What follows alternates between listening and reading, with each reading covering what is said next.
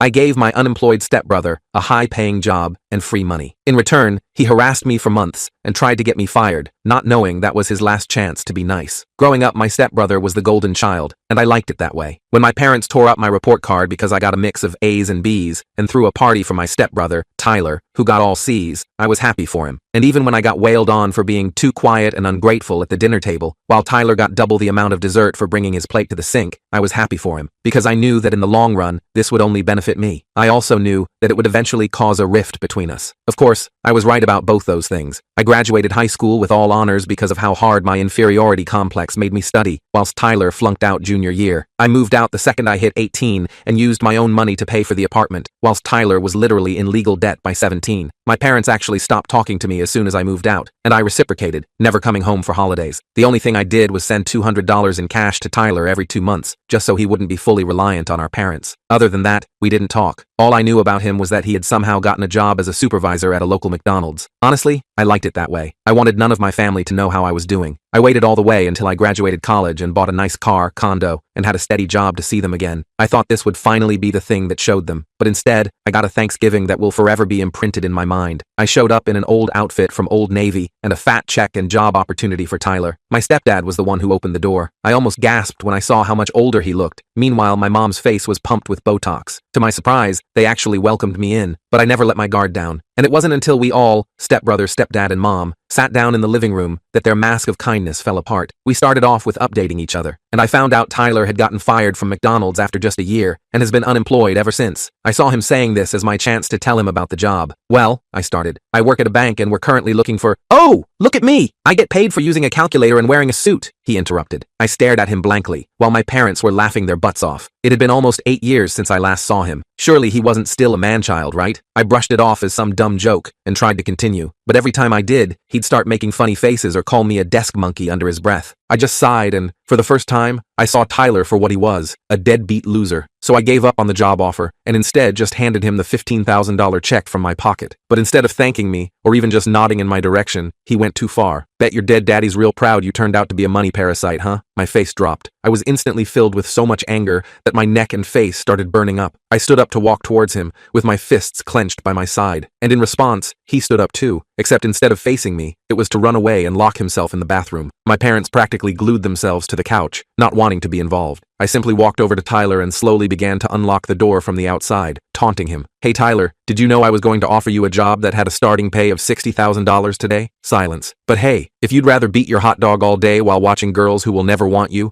all from the childhood bedroom that you never moved out of, then more power to you." Silence. I didn't even bother opening the door after that. I just left. A small part of me was angry that I let him keep the check, but I was mostly still happy that I was able to help him out. But turns out Tyler didn't exactly want the check. He didn't want the job either. Instead, he wanted to ruin my life. I didn't realize it yet, but my comments had stung Tyler. So much so, he decided to use them to ruin everything I had ever worked for. About a week later, I started getting weird calls at work. Someone would ask for me by name, then hang up when I answered. Then my email inbox got flooded with subscription confirmations. Somehow someone had signed me up for every porn site newsletter possible. My work email, not my personal one. I changed my passwords and moved on, thinking it was just a one-time thing. Then my neighbors started giving me strange looks in the hallway. Turned out someone had put up flyers around my condo building claiming I was running an illegal business from my apartment. The flyers had my full name and unit number. I knew immediately it was Tyler, but how did he even know where I lived? The check I gave him had my bank's address, not my home address. It took a couple days of paranoid thinking before I remembered. My mom had asked for my address last year to send a Christmas card. She never sent anything, but obviously she'd given the info to Tyler. Things escalated quickly from there. I started getting packages I never ordered, expensive stuff that would show up COD, meaning I had to pay for them or refuse delivery. My car got keyed in my building's parking garage. Someone called in a noise complaint to my condo association 3 nights in a row. These were all annoying but manageable. What pushed me over the edge was when I got a call from my boss asking if everything was okay. Apparently, someone claiming to be my stepbrother had called HR to say I was having a mental health crisis and might need to be checked on. That could have seriously damaged my reputation at work if my boss hadn't known me better. I was done playing defense. Time to find out exactly what Tyler was up to and put an end to it. I called my mom for the first time in years and casually asked how Tyler was doing. She launched into a 20-minute monologue about how he was between opportunities, but had big plans. The important part? He was still living at home, in his childhood bedroom, just like I'd guessed. I needed to know just how far he was willing to go, and more importantly, I needed to make sure he understood that messing with me would backfire spectacularly. The days of me being the quiet, accommodating stepsister were over. If Tyler wanted a war, he had no idea what he was in for. I figured if Tyler wanted to mess with my life, I needed to be smart about how I handled it. Just confronting him would only make things worse. The jerk probably expected me to come barging into my mom's house screaming at him, which would only play into their "she's unstable" narrative. No, I had to be more strategic. First thing I did was lock down my digital life, changed all my passwords, set up two-factor authentication, and created a Google alert for my name. I called my bank, credit card companies, and even the 3 credit bureaus to put fraud alerts on everything. Last thing I needed was Tyler trying to open accounts in my name. Then I dealt with the physical security. I spoke to my building manager about the situation, keeping it vague, just said I had a troubled family member who might cause problems. He agreed to alert security and make sure no packages were accepted without my direct approval. I also bought a cheap camera for my front door, just a basic Ring doorbell, nothing fancy. During all this, I was trying to figure out my next move. I wasn't about to just sit back and take Tyler's crap, but I also didn't want to sink to his level. I decided to make a quick trip to my hometown that weekend, not to confront Tyler, but to gather intel. I drove down Saturday morning and parked a few blocks from my parents' house. Their neighborhood hadn't changed much. Same old houses, same cracked sidewalks. I sat in my car wondering what the hell I was doing when I spotted Tyler walking out the front door. He was wearing the same stained sweatpants from Thanksgiving,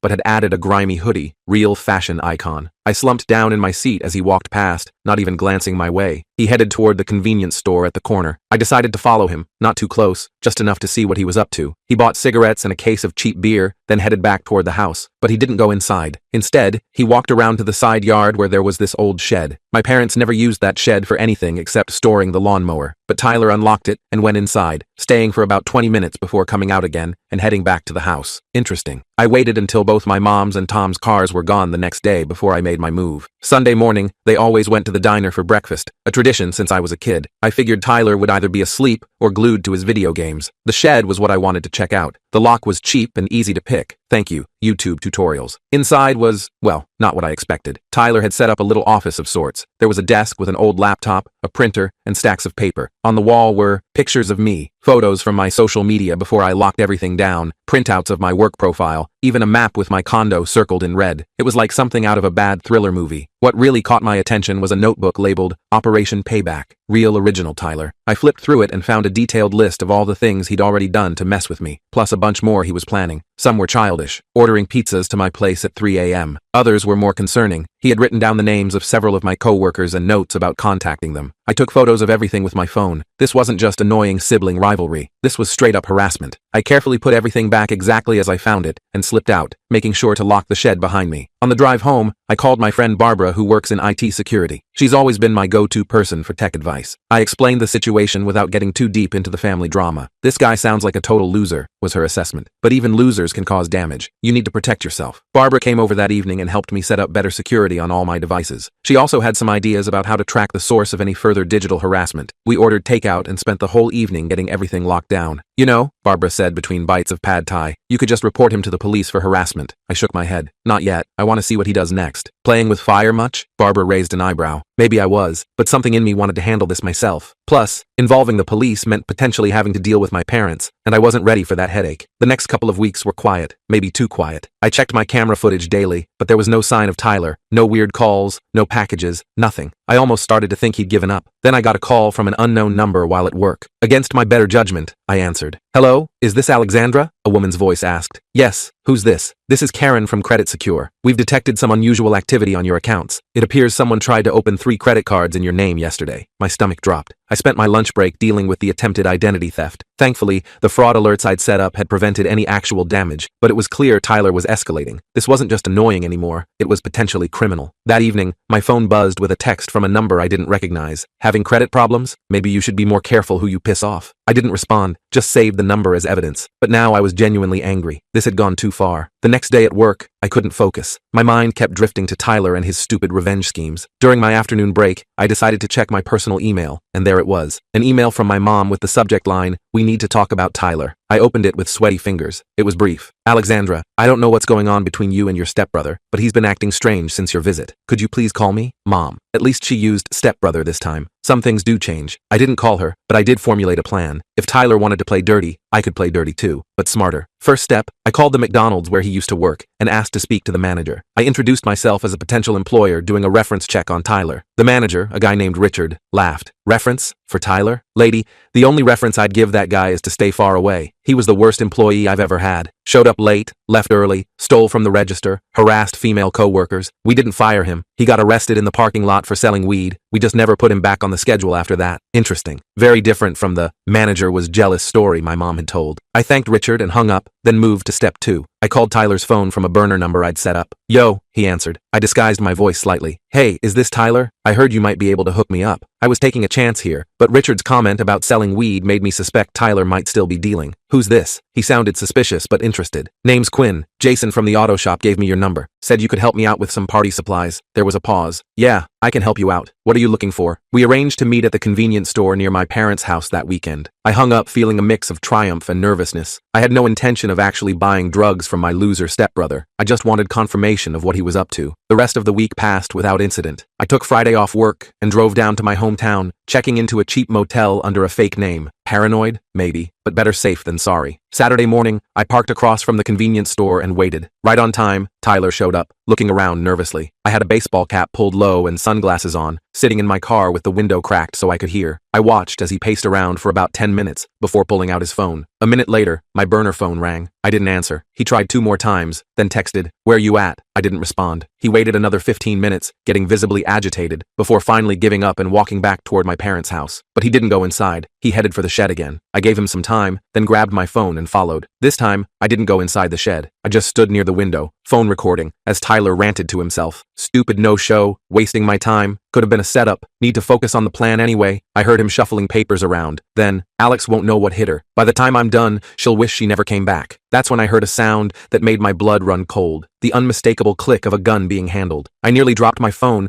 but managed to keep recording. Should have seen her face when I mentioned Dad. Tyler laughed to himself. Always was a sensitive little bitch. I'd heard enough. I quietly backed away and returned to my car, heart pounding. The recording wasn't crystal clear, but it was enough to make me seriously concerned. Was Tyler actually dangerous, or just talking big to himself? I decided not to take chances. When I got back to the motel, I copied the recording to my laptop and then called Barbara. I think my stepbrother might actually be dangerous, I told her, trying to keep my voice steady. Define dangerous, Barbara replied. Like I think he might have a gun and be planning something serious. Barbara was silent for a moment. Alex, you need to go to the police. I know, but no buts. This isn't about family drama anymore. If you're genuinely concerned for your safety, you need to report it. She was right, of course, but I still hesitated. Going to the police meant this whole mess would become official. My parents would get involved. It would be messy. Then my phone pinged with a notification from my condo's security app. Someone was trying to get into my unit. The camera showed a delivery person with a large package. I hadn't ordered anything. I immediately called my building's security desk. This is Alexandra in Unit 412. I'm out of town and not expecting any deliveries. Please don't accept any packages from me. Too late, ma'am, the security guard said. The delivery person said it was perishable and needed immediate signature. Your stepbrother signed for it. My stepbrother? I don't have a stepbrother in town. There was an awkward pause. Tall guy, kind of heavy set, beard, said he was house sitting for you while you're away. He had a key and everything. I felt like I might throw up. That's not my stepbrother. That's someone impersonating a relative. He doesn't have permission to be in my unit. Please call the police immediately. I hung up and called Barbara, who lived about 15 minutes from my building. Barbara, Tyler is at my condo. He somehow got a key. Building security is calling the police, but can you go over there? On my way, she said without hesitation. While I started the 3-hour drive back home,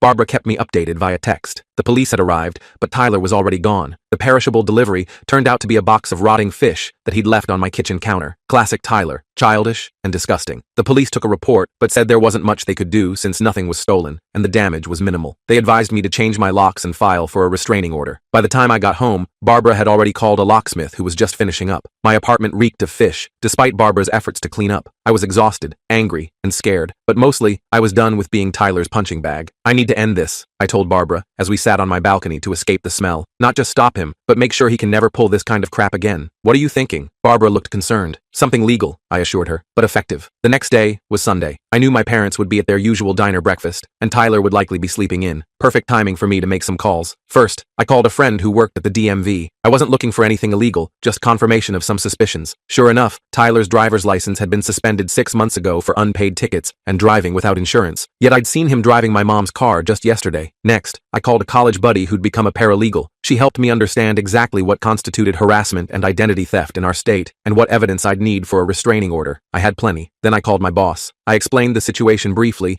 and asked for Monday off to handle some family issues. He was understanding. Finally, I called my mom. She answered on the third ring, sounding surprised to hear from me. Alexandra, is everything okay? Not really, Mom. We need to talk about Tyler. In person. Can I come over tomorrow morning? There was a long pause. I suppose that would be fine. Tom will be at work, but good. I'd rather talk to you alone first anyway. I'll be there at 10. I spent the rest of Sunday preparing. I organized all my evidence. The photos of Tyler's Operation Payback shed, the recordings, the credit fraud attempts, everything. I backed it all up to the cloud and made physical copies. If Tyler had taught me anything, it was to be thorough. Monday morning, I dressed carefully in a simple blouse and slacks, professional but not intimidating. I didn't want my mom to feel like I was coming in to attack her, even though part of me blamed her for enabling Tyler all these years. When I arrived, my mom looked nervous. She'd clearly made an effort. Her hair was done, and she was wearing a nicer outfit than her usual loungewear. The house was spotless too. It reminded me of how she used to frantically clean before my stepdad got home from work. Is Tyler here? I asked as I stepped inside. She shook her head. He went out early, said he had some business to take care of. Great. That could mean anything from selling drugs to vandalizing my car again. I'd parked a block away just in case. We sat in the living room, awkwardly perched on opposite ends of the couch. My mom kept fiddling with her wedding ring, a nervous habit she'd had for as long as I could remember. Mom, I need to show you something, I said, pulling out my folder of evidence. Tyler has been harassing me since Thanksgiving. It started with pranks, but has escalated to identity theft and breaking into my home. My mom's face went through a series of expressions: confusion, disbelief, defensiveness, and finally, a kind of resigned acknowledgement. He's been troubled, she said weakly. Ever since you came back, he feels like you're showing off, making him look bad. Mom, I gave him $15,000 and offered him a job. How is that making him look bad? She didn't have an answer for that. I showed her everything. The photos of Tyler's shed, screenshots of the credit card fraud attempts, the building security footage of him entering my condo. With each piece of evidence, she seemed to shrink a little more into the couch. I don't know what you expect me to do, she finally said in a small voice. I expect you to stop enabling him. He's not a child anymore, Mom. He's an adult making choices to hurt people, to hurt me, and I've had enough. I pulled out the last document, a restraining order application I'd filled out that morning. I'm filing this today. Tyler will be legally barred from contacting me or coming near my home or workplace. If he violates it, he'll be arrested. My mom started to cry. Not dramatic sobs, just quiet tears sliding down her face. He's my son, and I'm your daughter, I replied, surprised by how steady my voice was. But you've never protected me from him, so now I'm protecting myself. The front door slammed, making us both jump. Tyler stormed into the living room, face red with anger. What the hell are you doing here? He demanded, glaring at me. I stood up, keeping the coffee table between us. I'm talking to Mom about your little hobby of harassing me. Tyler looked at the papers spread across the table, then at our mom's tear-streaked face. Something seemed to snap in him. You think you can just come in here and turn her against me? After abandoning the family for years? You don't even know what we've been through. Tyler, calm down, my mom said, but her voice was so weak it was barely audible. No, I'm sick of her thinking she's better than everyone, coming back with her fancy job and her condo,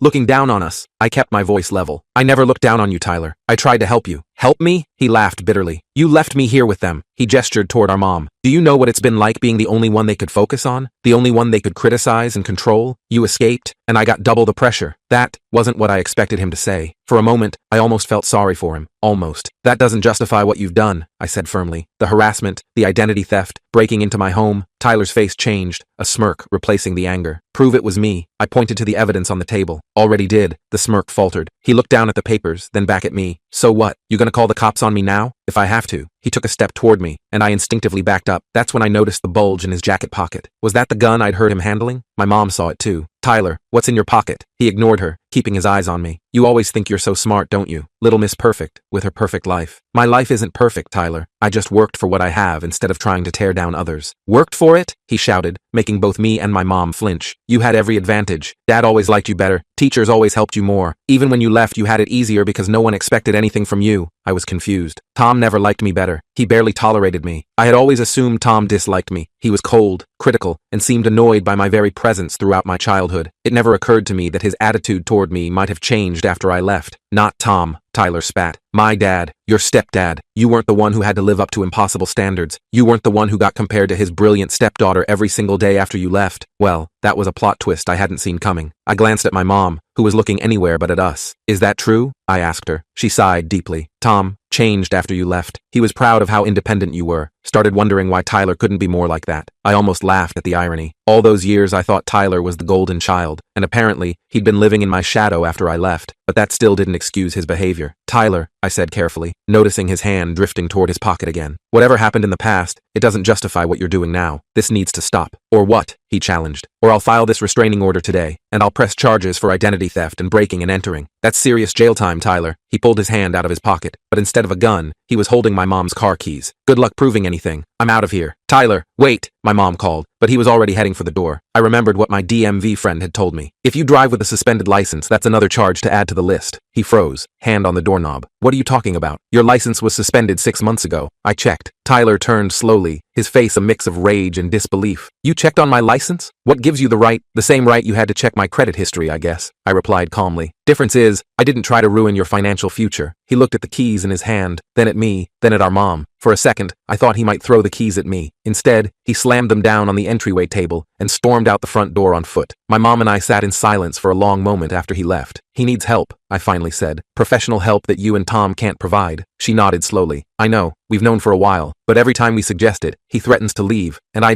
can't lose another child. Her words hit me unexpectedly hard. Had she considered me lost? I pushed the thought aside for now. You're not helping him by letting him continue like this. He's destroying his life and trying to destroy mine. What are you going to do? She asked quietly. I gathered up my evidence and put it back in the folder. That depends on Tyler. If he stops the harassment completely, I won't file the restraining order or press charges. But if there's even one more incident, I'm going to the police with everything I have. I stood up to leave, but my mom caught my hand. Alexandra, I'm sorry. For everything. For not protecting you when you were younger. For letting things get this bad with Tyler. It was the first real apology I'd ever heard from her. I didn't know how to respond, so I just nodded and gently pulled my hand away. I'll let myself out, I said. As I walked to my car, I felt lighter somehow. Not because I'd won against Tyler, but because for once, I'd stood up for myself without backing down. The ball was in his court now. Little did I know, Tyler was about to serve it back with a vengeance. 2 days later, I was at work when my personal phone rang with a number I didn't recognize. I almost ignored it but decided to answer. Hello? Is this Alexandra? A woman's voice asked. Yes. Who's this? This is Patricia from Westside Hospital. We have your stepbrother Tyler here in the emergency room. You're listed as his emergency contact. My heart skipped a beat. Is he okay? What happened? He's stable, but he's been in an accident. He's asking for you. I told my boss I had a family emergency and drove to the hospital, my mind racing. Was this legitimate or another one of Tyler's schemes? Only one way to find out. When I arrived at the ER, I was directed to a curtained bed where Tyler lay looking pale and drawn. His right arm was in a cast, and he had a nasty gash on his forehead. You came, he said when he saw me, sounding genuinely surprised. What happened? I asked, staying near the foot of the bed. Tried to cross the highway on foot. Wasn't paying attention. He looked away. Clipped by a truck. Why were you crossing the highway? He shrugged his good shoulder. Going to a friend's place. The nurse came in then, checking Tyler's vitals. The doctor wants to keep him overnight for observation because of the concussion. Do you have his insurance information? Tyler looked panicked. I told you, I don't have insurance. The nurse looked at me expectantly. I felt conflicted. Even after everything Tyler had done, seeing him injured and vulnerable stirred something in me. A sense of responsibility that I couldn't quite shake. This was still the boy I'd grown up with. The kid who'd been shaped by the same dysfunctional home I'd escaped from. I could have walked away. I kind of wanted to, but instead, I pulled out my wallet. I'll handle the paperwork, I told her. Can you give us a minute? When she left, Tyler wouldn't meet my eyes. You don't have to pay for this. I know. I can't pay you back. I know that too. We sat in uncomfortable silence for a moment. Why'd you come? He finally asked. After everything I did, I considered the question. Because despite everything, you're still family, and I wanted to make sure you were actually hurt, and not just luring me into another trap. He almost smiled at that. Fair enough. I leaned forward, making sure he was looking at me. This is it though, Tyler. My last act of goodwill. If you ever try to mess with my life again, I won't hesitate to use everything I have against you. Understand? He nodded slowly. Yeah, I get it. Good. Now I'm going to pay your hospital bill and give you one more chance to turn things around. What you do with it is up to you. As I stood to leave, he called out, Alex? I turned. What? I'm sorry. For the dad comment at Thanksgiving. That was too far. It wasn't a full apology, but it was something. I nodded acknowledgement and went to find the billing department. I couldn't know then if Tyler was truly remorseful or just saying what he thought I wanted to hear. All I knew was that I was done being a victim. Whether Tyler changed or not, I would be okay. I had built a life for myself, and no one, not Tyler, not my mom, not Tom, could take that away from me. I paid Tyler's hospital bill, left my contact information for the doctors, and walked out into the sunshine, feeling for the first time like I was completely free of my family's dysfunction. Whether this was the end of Tyler's revenge or just a temporary truce, I was ready for whatever came next. Leaving the hospital that day, I had no idea if I'd just made the biggest mistake of my life or finally broken through to Tyler. Part of me was waiting for the other shoe to drop, like maybe the whole accident was an elaborate scam to get me to pay his hospital bills. But according to the doctors, his injuries were definitely real. The concussion was mild, but the broken arm would take weeks to heal properly. I tried to put Tyler out of my mind and focus on work for the next few days. I'd done what I could, paid his medical bills, given him yet another chance, and made it crystal clear there wouldn't be any more opportunities after this one. Ball was in his court now. About a week after the hospital visit, I got a notification. It was a text from my mom asking if I'd heard from Tyler. Apparently, he hadn't come home after being discharged. I told her I hadn't heard anything and suggested maybe he was staying with a friend. She didn't seem convinced, but thanked me anyway. 2 more weeks went by with no Tyler drama, no harassment, no weird packages, no credit card fraud attempts. I started to relax a little, thinking maybe the hospital scare had actually knocked some sense into him. Then my doorbell rang on a Saturday afternoon. I checked my security camera and froze. Tyler was standing outside my door, looking uncomfortable in clean jeans and a button-up shirt I'd never seen before. His arm was still in a cast, and he had dark circles under his eyes. I considered not answering, but curiosity got the better of me. I opened the door, but kept the security chain on. "What are you doing here? Can I come in?" he asked, not meeting my eyes. "I just want to talk. Last time you were here,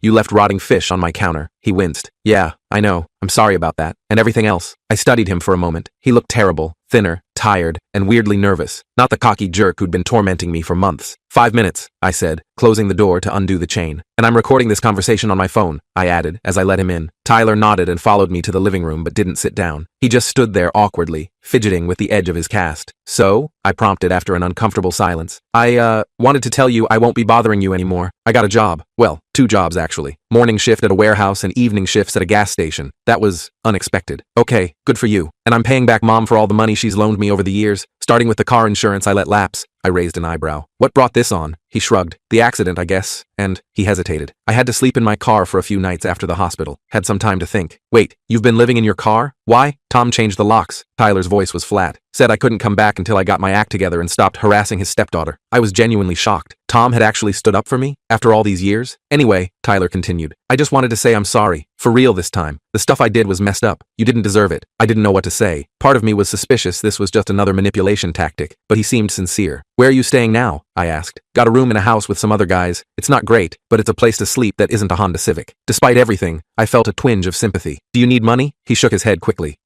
That's not why I came. He reached into his pocket with his good hand and pulled out an envelope. "I wanted to give you this." I took it cautiously and looked inside. It was cash. Not a lot, maybe a few $100s. "What's this for?" "It's the start of paying you back. For the hospital bill and the check you gave me at Thanksgiving." I blew through that money like an idiot. I stared at him, trying to figure out if this was for real. "Tyler, I know you don't need it, but I need to pay it back." He looked at me directly for the first time. "I'm trying to fix things, not just with you, but with everything." I set the envelope on the coffee table. "Keep it. Use it to get on your feet. But if you really want to pay me back, just stay on whatever path you're on right now. That would mean more than the money." Tyler looked like he might argue, but then just nodded. "Okay." As he turned to leave, I found myself asking, "Do you want to grab coffee sometime? Not today, but maybe next week?" The surprise on his face was almost comical. Yeah, that would be, yeah." After he left, I sat on my couch feeling weirdly emotional. I wasn't naive enough to think one conversation had magically fixed years of dysfunction, but it felt like maybe, just maybe, there was a chance for something better. I called Barbara to update her on the Tyler situation. "So he just showed up and apologized? Just like that?" She sounded skeptical. "I know, it's weird, but he seemed different, like, genuinely humbled. People don't change overnight, Alex." "It wasn't overnight. It's been almost a month since the hospital, and apparently he's been homeless for part of that time." Barbara sighed. "Just be careful, okay? Keep your guard up a little." She was right, of course. One apology didn't erase everything that had happened, but I couldn't help feeling cautiously optimistic. The next week, I met Tyler at a coffee shop halfway between my place and his new room. He was already there when I arrived, nervously shredding a napkin at a corner table. We made awkward small talk about the weather and his new jobs. He asked about my work, and I gave him the sanitized version, still not ready to share too much. "So," I finally said after we'd exhausted all safe topics, "how are Mom and Tom?" Tyler grimaced. "Mom's upset that I moved out. Keeps trying to convince me to come back home. Tom's actually been weirdly supportive of me finding my own place, Really? That doesn't sound like the Tom I remember. Yeah, well, Tyler hesitated. After your visit, there was a huge fight. Like, bigger than I've ever seen. Mom was defending me. Tom was saying I needed consequences. It got pretty ugly. I felt a pang of guilt. I didn't mean to cause problems. You didn't. This was a long time coming. Tom's actually been getting therapy for the past couple years. Something about managing his anger better. Tyler laughed humorlessly. Would have been nice if he'd done that when we were kids, right? I couldn't believe what I was hearing. Tom? In therapy? Yeah. His doctor told him he had to get help or he was headed for a heart attack. Turns out being an angry jerk all the time isn't great for your health. We both sat with that information for a moment. Anyway, Tyler continued, I think seeing all the evidence of what I'd been doing to you was a wake-up call for both of them, and for me, honestly. The conversation shifted then to childhood memories. Some good, mostly bad. It was the only time we'd ever really talked about what it was like growing up in that house. I realized we'd both been damaged by our parents in different ways. You know what's messed up? Tyler said, as we were getting ready to leave. I was so jealous of you for getting out, but I never tried to leave myself. It's not easy to leave when everyone's telling you that you can't make it on your own. He nodded thoughtfully. Yeah, but I'm figuring that out now, I guess. We agreed to meet again the following week. As I drove home, I felt like I was getting to know my stepbrother for the first time. Over the next few months, Tyler and I developed a cautious friendship. We'd meet for coffee every couple of weeks, sometimes just talking, other times sitting in comfortable silence. He was consistently working both jobs, had opened a bank account, and was slowly building a life for himself. I kept waiting for him to slip up or reveal that this was all an elaborate con, but it never happened. He seemed genuinely committed to changing his life. 4 months after his unexpected visit to my condo, Tyler texted asking if we could meet at our usual coffee spot. When I arrived, he was beaming. I got promoted at the warehouse, he announced as soon as I sat down. Shift supervisor, better pay, regular hours. That's awesome, Tyler. Congratulations. And I'm quitting the gas station job, going to use those evening hours to get my GED instead. I was genuinely impressed. Wow, you're really doing this, aren't you? He nodded, looking both proud and embarrassed. Yeah, turns out I don't actually suck at everything. Who knew? I knew, I said without thinking. That's why I offered you that bank job back at Thanksgiving. His face fell a little. Yeah, about that. I'm sorry I was such a jerk. That would have been a good opportunity. Well, maybe when you get your GED we can talk about it again. My bank is always hiring. Tyler looked up, surprised. You'd still help me get a job? After everything? People deserve second chances when they're genuinely trying to change, and you clearly are. We spent the rest of our coffee meetup talking about GED requirements and what kind of positions might be available at my bank down the road. It felt weird, but good to be planning a future that included Tyler in a positive way. That night, my phone buzzed. It was a call from my mom. We'd been talking more frequently since Tyler's accident, though our conversations were usually brief and superficial. Alexandra, she sounded different, more subdued than usual. I wanted to thank you. For what? For whatever you said to Tyler. He's